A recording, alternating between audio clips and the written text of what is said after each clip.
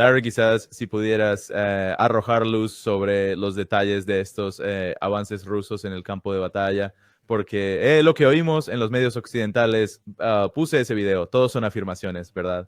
Ellos no pueden verificar que estas victorias en el campo de batalla estén ocurriendo. Sin embargo, parece haber mucha evidencia de que el frente ucraniano para el lado ucraniano se está desmoronando, arrollado.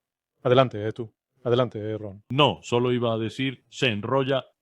Sí, lo que sabes, creo que muchos de estos analistas occidentales no han logrado comprender ni entender, y en realidad deberían saberlo mejor, es Rusia. Y de hecho, Danny Davis creo que lo resumió a la perfección. Rusia entró en febrero de 2022 con el plan A. No tenían un plan B establecido, y el plan B diría, bueno, si rechazan nuestra postura de negociación, entonces vamos a pasar a una postura más de guerra, lo cual es exactamente eso. Eso fue lo que pasó. Ustedes saben, las negociaciones fueron saboteadas por Occidente a finales de marzo. Y luego Rusia empezó, saben, se volcó y se centró en tomar Mariupol. Porque si miran el mapa, Mariupol era una ciudad que está se asienta justo en el mar de Azov. Y así era un acceso muy importante al mar. Y por eso Rusia tuvo que bloquear ese acceso, y lo terminaron de cerrar el 31 de mayo de 2022.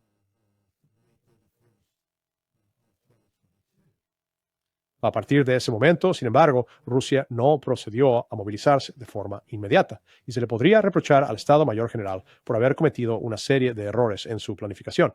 Porque para agosto un gran número de soldados por contratos, sus contratos habían expirado y se marcharon, por lo que la fuerza terrestre efectiva real de Rusia se vio considerablemente reducida, y Occidente estaba al tanto de esta situación, razón por la cual Ucrania, sabes, la OTAN ayudó a Ucrania a lanzar una ofensiva que expulsó a los rusos de lugares como Kharkov, los forzó a retroceder más hacia el este en el Donbass, y tuvieron que retirarse de Jersón, la orilla occidental, la margen izquierda, si se quiere, de Jersón.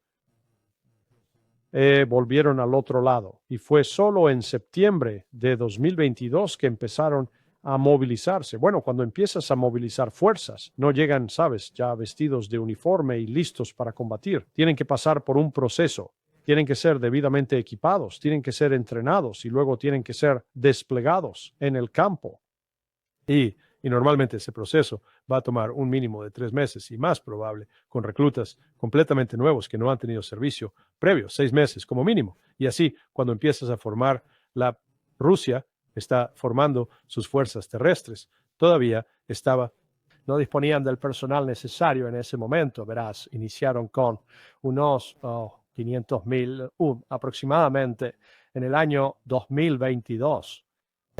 Ahora han triplicado eso en el transcurso de los últimos 3 años y pico. Y entonces, sabes, cuando estás lanzando una ofensiva a lo largo de un eje, entonces una vez que logras ese objetivo, digamos como lograron tomar Bakhmut en enero de 2023, luego al año siguiente, en 2024, Avdiivka. Sabes, no fueron adquisiciones masivas de territorio. Pero una vez que lo tomas, entonces tienes que mantenerlo. Y mira, ese fue uno de los problemas que tuvieron en Jersón en 2022, cuando los ucranianos atacaron. Sabes, ellos básicamente tenían un montón de policía militar alrededor. Ellos no tenían las armas y los vehículos necesarios para repeler una invasión, así que tuvieron que retirarse. Bueno, ahora que Rusia ha estado avanzando de manera constante y de alguna manera, bueno, a un ritmo de tortuga, pero parte de ese ritmo tan lento de tortuga fue impuesto porque no tenían suficientes fuerzas terrestres desplegadas. Saltemos al año 2025, un panorama completamente distinto.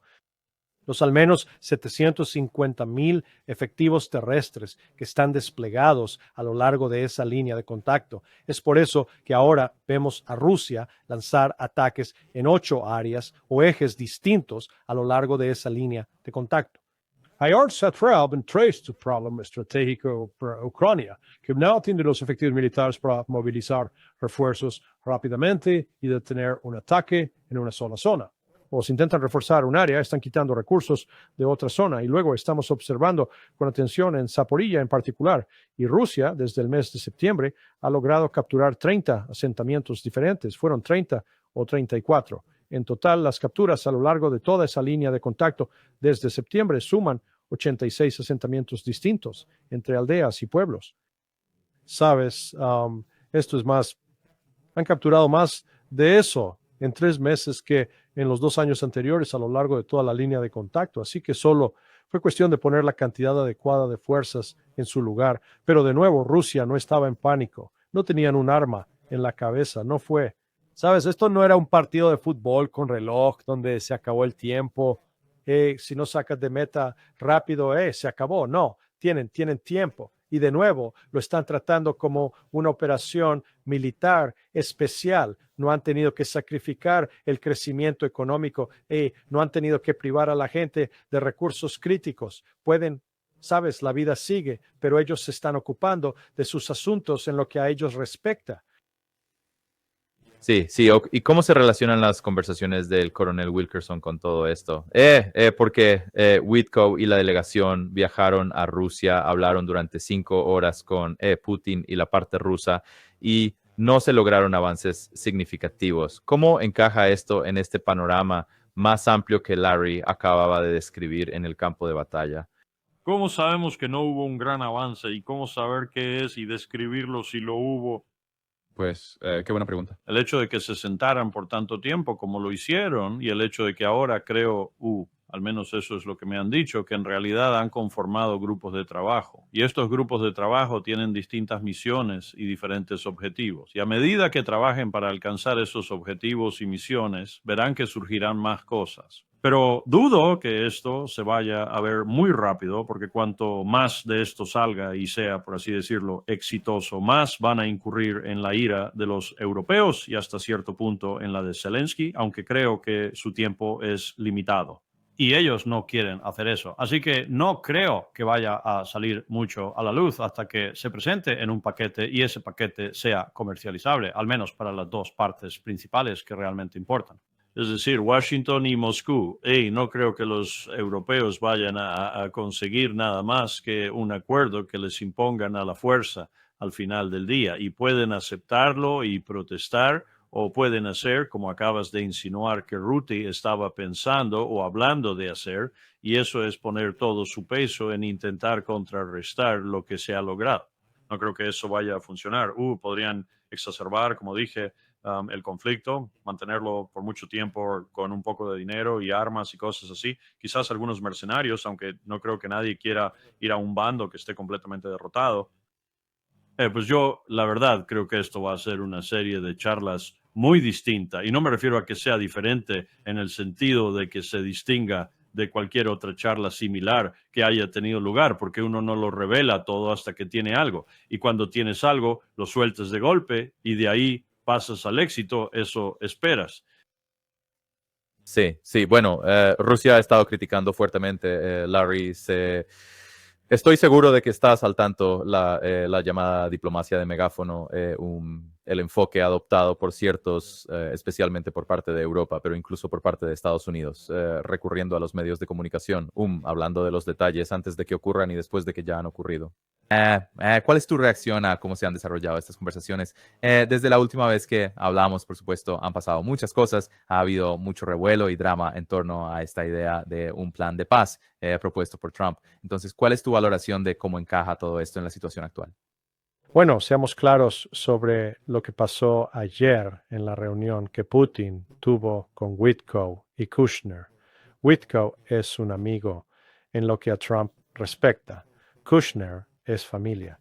El propósito de esta reunión no era negociar sobre el plan de 28 puntos o el plan de 19 puntos. Fue más bien para el presidente Putin, una vez más, para establecer muy claramente cuáles son los puntos no negociables de Rusia.